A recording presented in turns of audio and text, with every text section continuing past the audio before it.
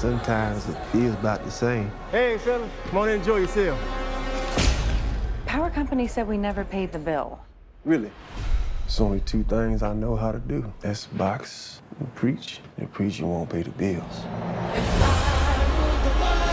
George, you did a great movie. Why did you have a passion to do this movie? And it's strange to reveal secrets about your life is not an easy thing. People think, boy, what a wonderful thing. But hey, I like to have kept a lot of things in bed, but I've revealed them. Chris Davis, the actor, made me appreciate George Foreman. He really did.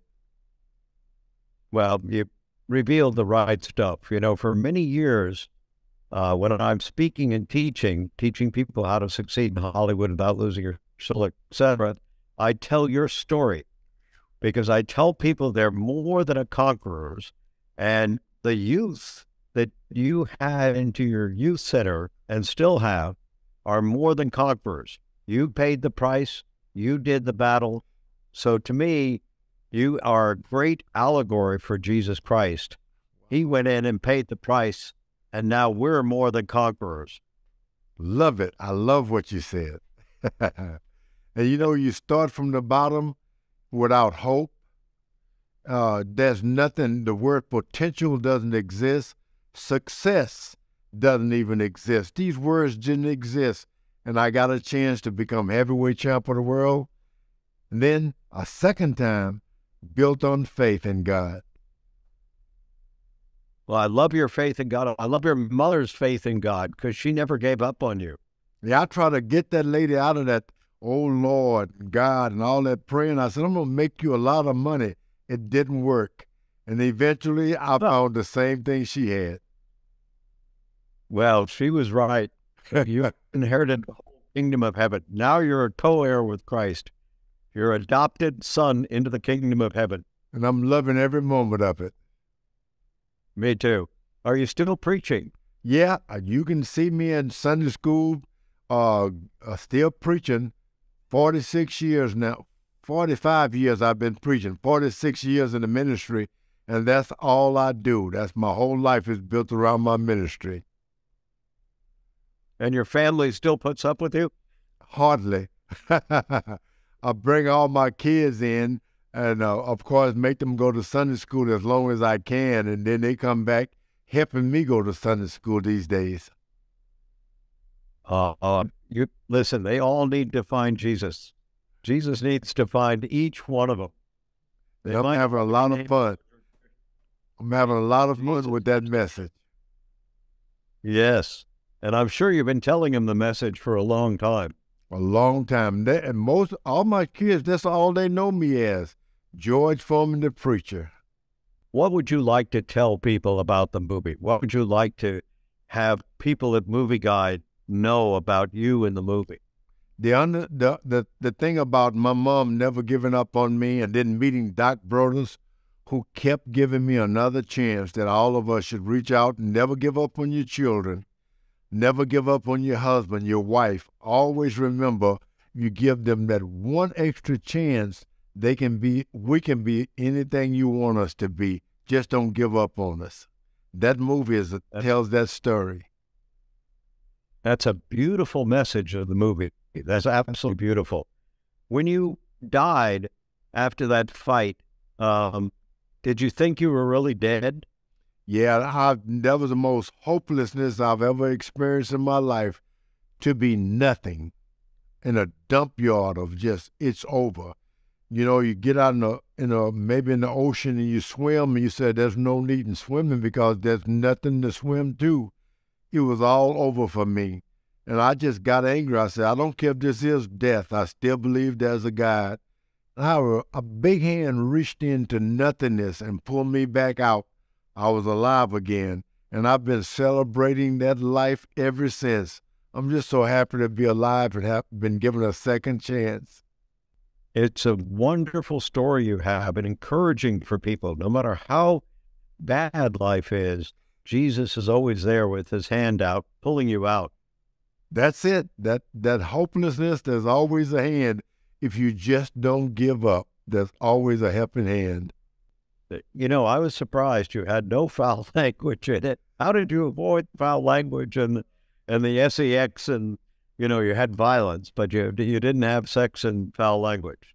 You know, it was a wonderful thing because I'd gone back into boxing, and generally everybody motivates these guys and try to get up, and I spoke to all of my trainers and managers and in the ring. I said, you know, I can hear you. You don't have to shout, and you don't have to use foul language. I understand you completely, and they respected that. Especially the great Angelo Dundee. He would encourage me, pep me up, but he never cursed me out or anything, and I love him for that, his memory.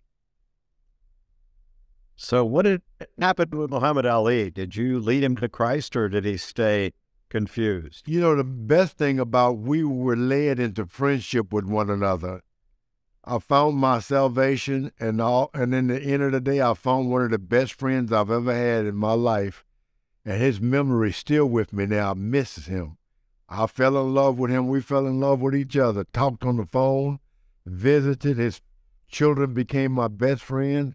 It's been a wonderful journey after I became friends with him. I'm so happy about that. Were you depressed after the Rumble in the Jungle, which I actually heard on radio? Yeah, the most devastating moment in my life, to lose the championship of the world. You just hate being champion until you lose it. Then you realize I'd lost the best part of my life. And it was hard. I'd wake up in the night thinking, I'm going to win this time.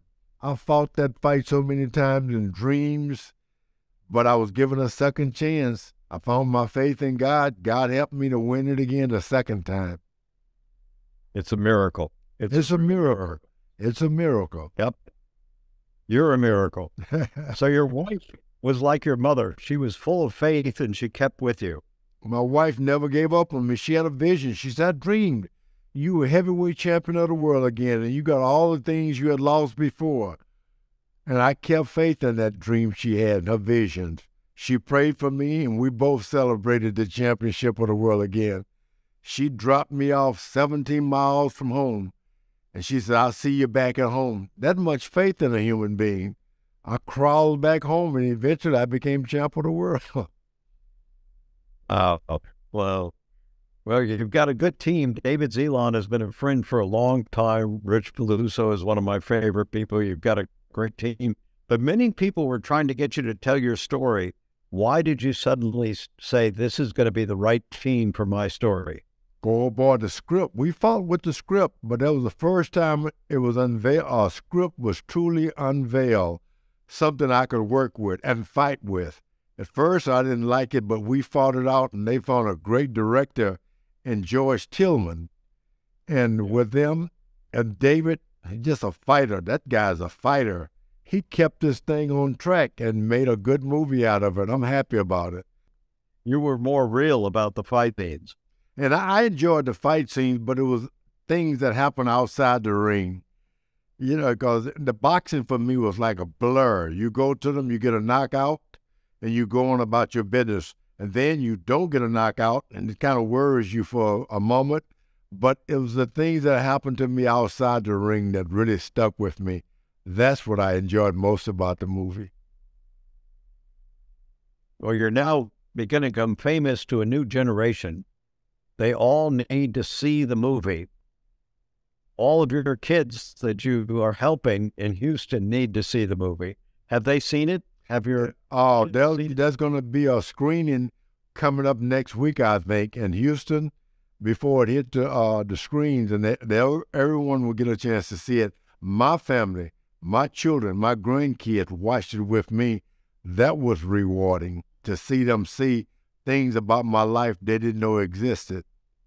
I'm telling you, it was been such a journey in general. You know, these are all good messages, George. Every single one of them. I teach, you know, I was head of a department at Berkeley. I teach cognitive development. You are a teacher. Every one of these principles are good for kids to get off the streets, get into a good life.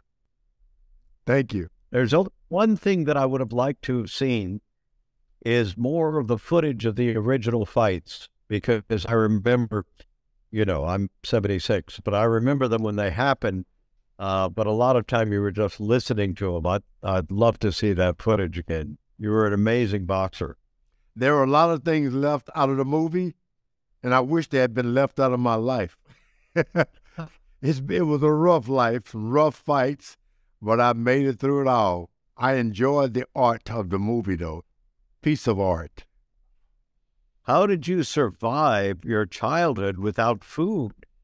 You know, you can, children, I've learned, and it made me remember how to look after kids because I didn't have any hope. The word potential, success, I lived in an environment where those words didn't even exist, hope. And sometimes it's good to see a movie like that so you can remember to get back and make certain that we help the younger kids who are coming in. We have a lot of people coming into Texas, of course, from Mexico, and got to make sure I grab them and give them that hope that I didn't have so that they can become champion of the world, great artists, great singers and dancers, great teachers and lecturers. I got to go to work on that. It's now or it's never.